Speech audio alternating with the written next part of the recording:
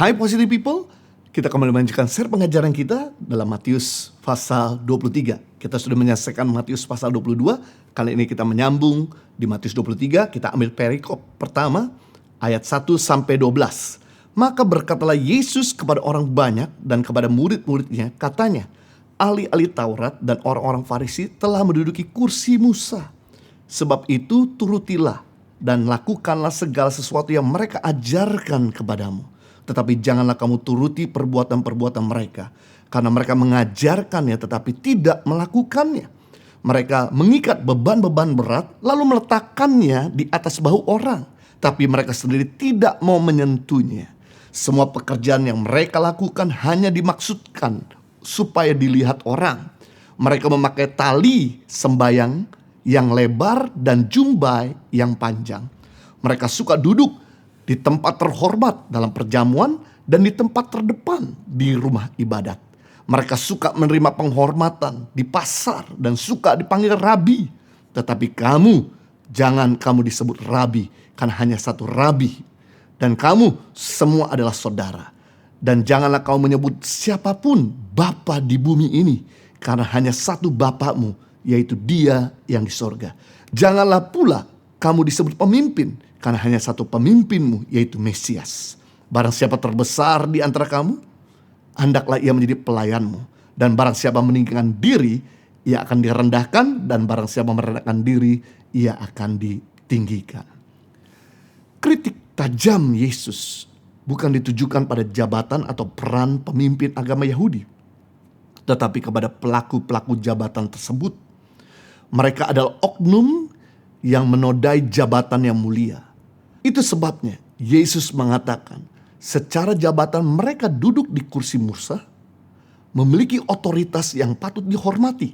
Ajaran mereka pun patut dituruti. Tetapi tingkah laku mereka jangan dituruti. Kritik Yesus ini harus dilihat sebagai kritik yang sehat bagi kita semua yang sedang melayani atau memiliki jabatan, baik dalam sebuah perusahaan maupun di dalam dunia pelayanan. Apa saja yang menjadi kritikan Yesus kepada para pemimpin agama? Yang pertama, yaitu NATO, no action, talking only. Mereka tidak mempraktikkan apa yang mereka ajarkan atau khotbahkan. Mereka munafik. Ahli Taurat dan orang Farisi sangat lihai mengajar Taurat, namun mereka tidak melakukan dan menghidupinya. Ajaran mereka palsu. Hidup mereka sangat jauh dari yang mereka ajarkan. Mereka sama sekali tidak berintegritas. Mereka mengenal ayat-ayat kitab suci, tetapi tidak hidup menurut ayat-ayat tersebut. Di zaman now, juga banyak orang yang mengakui dirinya sebagai pengikut Kristus, tetapi tidak mau melakukan apa yang Kristus katakan dan Kristus kerjakan. Gak ada bedanya sama iblis. Iblis juga tahu firman, percaya firman. Iblis tidak melakukan firman. Bedanya dengan Yesus. Yesus tahu firman, percaya firman, tapi dia juga melakukan firman. Yang lebih parah lagi, ahli Farisi. Dia tahu firman, percaya firman, mengajarkan firman Tuhan kepada banyak orang, tapi tidak melakukannya. Ajaran mereka pasti dipandang sebelah mata sama orang lain. Mereka mengajarkan tapi tidak melakukannya. Orang akan ngenyek, orang akan merendahkan, orang tidak akan respect. Bayangkan, seandainya kita khotbah kekudusan, tapi kita sendiri tidak hidup dalam kekudusan. Kita ngajar kesetiaan, tapi kita sendiri gak setia sama Tuhan dan pasangan kita. Kita ngajar mengelola keuangan, tapi kita sendiri mata duitan. Gimana orang mau respect? Kita ngajar jangan ngomong kotor, tapi kita sendiri bicara sembarangan. Kita khotbah perpuluhan, tapi kita sendiri tidak bayar perpuluhan. Ajaran khotbah seperti ini tidak akan memiliki daya ubah bagi orang lain. Karena khotbah-khotbah yang tidak dilakukan masuk dalam pikiran, tapi tidak masuk di dalam hati orang. Hal ini hanya cuma menciptakan orang-orang munafik lainnya. Hidup kita tidak akan berubah besar. Hidup kita tidak akan berubah nyata, signifikan, kalau kita tidak melakukan firman Tuhan. Ada banyak orang percaya bahwa Tuhan bisa open heaven, open door, tapi disuruh mengampuni tidak mau. Gimana Tuhan mau kasih open door? Gimana Tuhan mau buka open heaven kalau kita sendiri tidak pernah mau mengampuni? Kata mengampuni artinya melepas. Berarti kalau kita melepaskan pengampunan, surga akan melepaskan anugerah. Tapi waktu kita menahan pengampunan, surga akan menahan anugerah. Banyak orang percaya bahwa Tuhan bisa berkati secara finansial, tapi disuruh menabur, nggak mau. Bagaimana mungkin? Kita nggak akan pernah bisa menuai kalau kita sendiri nggak pernah menabur. Dan ini filosofinya. Dengan kita menabur banyak, menuai banyak.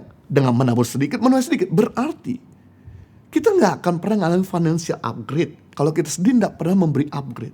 Pemberian kita selalu sama dari bulan ke bulan, dari tahun ke tahun. Kalau kita pengen mengalami financial upgrade, mari jangan cuma percaya firman, tapi mulai lakukan firman, nabur upgrade.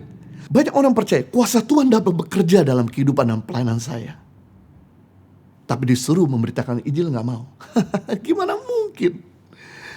Tuhan mau menyatakan kuasanya kalau kita nggak pernah memberitakan ini. Tanda-tanda ajaib, tanda-tanda heran akan menjadi orang-orang yang bersaksi.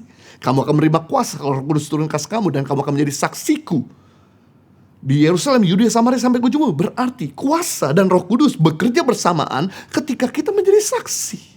Kalau kita takut menjadi saksi, kita nggak pernah lihat kuasa Tuhan. Makanya kenapa orang Kristen zaman di dalam Alkitab, mereka menjadi orang Kristen yang penuh dengan kuasa. Mereka jadi orang-orang Kristen yang melakukan banyak mujizat karena mereka sering memberitakan Injil. Sedangkan kita kenapa jarang sekali lihat mujizat? Karena kita nggak pernah memberitakan Injil. Banyak orang percaya Tuhan bisa buka jalan yang baru, tapi disuruh melupakan masa lalu, kita nggak mampu. Kita gak akan pernah lihat jalan yang baru, pintu yang baru. Kita gak akan pernah lihat sungai di padang belantara, jalan di padang gurun, kalau kita sendiri tidak bisa melupakan masa lalu. Dengan kita move on, meninggalkan masa lalu, maka kita akan lihat open door demi open door. Kita akan lihat jalan yang terbuka. Hidup kita akan berkenan sama Tuhan dan berubah nyata jika kita tidak NATO, no action talk only.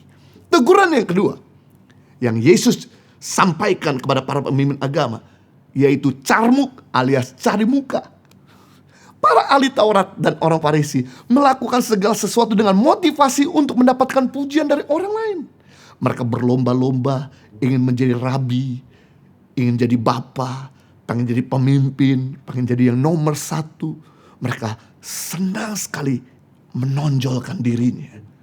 Mereka gila hormat. Mereka suka mencuri kemuliaan Tuhan. Pelayanan mereka hanya bermotivasi kepentingan diri sendiri. Bahkan perbuatan yang baik tidak mereka lakukan dengan ketulusan, melainkan dengan ambisi kesombongan terselubung untuk menjadi terkemuka. Mereka tidak akan mendapatkan upah dari Tuhan, melainkan sebaliknya kutuk. Karena mereka melayani dengan kekuatannya sendiri.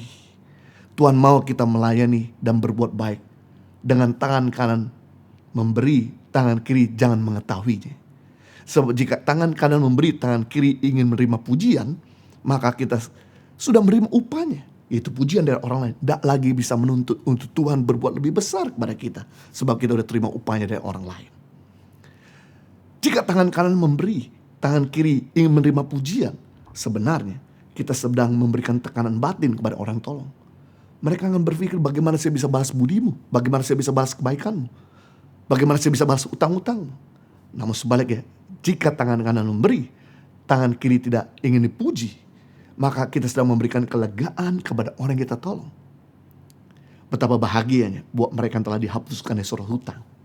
Betapa bahagia buat mereka yang telah diterima dari kesalahannya kembali. Betapa bahagia buat mereka yang telah diberi kesempatan. Itu sebabnya Tuhan mau kita melayani dengan tulus. Jika tangan kanan memberi, tangan kiri gak mau dipuji, maka kita sedang memberi kesempatan untuk Tuhan membalas kepada kita. Dan kalau Tuhan membalas kepada kita, pasti kualitas dan kuantitasnya jauh lebih besar daripada manusia bisa balas untuk kita. Itu sebabnya biasanya orang yang murah hati selalu dekat sama mujizat. Karena mujizat sama kemurahan hati dan ketulusan itu bagian mata koin yang tidak bisa dipisahkan sama sekali. Artinya gini, banyak murah hati dengan ketulusan, banyak mujizat. Sedikit murah hati, sedikit mujizat. Tidak ada murah hati, tidak ada mujizat. Anda bisa tanyakan sama orang-orang yang memberi dengan tulus. Pasti mereka akan mengalami mujizat yang tak terduga-duga. Tapi buat mereka yang suka memberi tapi gak pernah lihat mujizat, karena mereka telah menerima upahnya, yaitu pengen mencari pujian, agar ingin mendapatkan jabatan, agar mendapatkan upah. agar bisa dibayar. Apa bedanya sama calo? Apa bedanya sama orang-orang dunia? Mereka selalu melayani, mereka selalu menolong, tapi pengen dapat imbalannya. Hari ini kita belajar teguran Yesus kepada pemimpin agama yang merupakan peringatan kepada kita semua sebagai seorang pemimpin, sebagai seorang kepala keluarga, sebagai seorang pelayan Tuhan. Yang pertama, jangan NATO, no action talk only. Yang kedua, jangan cari muka. Ketika kita melayani dengan tulus, ketika kita melayani, melakukan apa yang kita ajarkan, maka yang terjadi kemuliaan Tuhan dan perkenanan Tuhan akan menyertai kita. Tuhan Yesus memberkati.